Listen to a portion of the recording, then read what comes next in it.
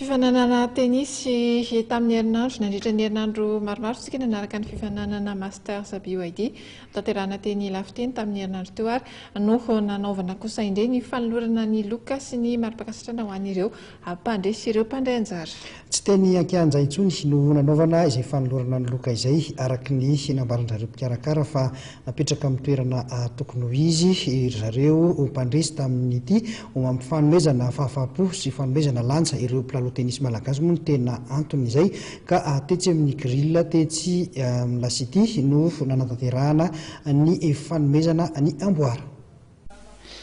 Raha teny ankianja hatrany hatramin'izay no nanolorana ny amboara ho an'ireo mpandresy nandritra ny dingana efatra tamin'ilay fananana Open Orange Country Club Race dia niova endrika izany tamin'ny Masters BYD izay dingana farany.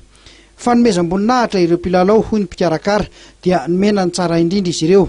Taorian'ny fananana ary dia Irakotoasy Ranzaka sy Arnoiny Andriamanarivo no nandrombaka ny vola be ka nahazo ny laharana voalohany iray tapitrisa ariary avy. Des deux coupes, Soresi et Monsieur Vive, s'il vous plaît.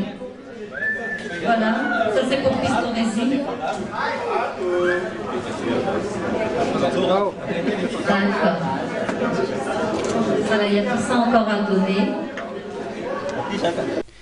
Nambarany mpikarakara nandritra ny fanolorana ny loka tetsy amin'ny tsy grill ivandry ny Alatsinainy teo fa tsy mora ny mikarakara faninanana toy izao. Rehefa misy kosa nefa ny finiavana sy fitiavana ho an'ireo mpanao tennis malagasy dia tosa hatramin'ny farany izany rehefa misy ny fiarametan'ny rehetra. Herinandro 20 teo nanatanterahana ny faninanana ary mpilalao manodidina ny 700 no ray anjara.